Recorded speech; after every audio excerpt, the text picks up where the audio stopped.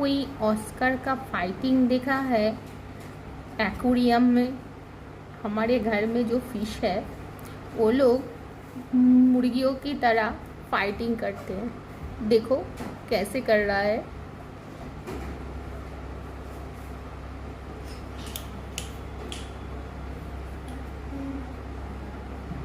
कैसे फाइटिंग कर रहा है ये दो ऑस्कर।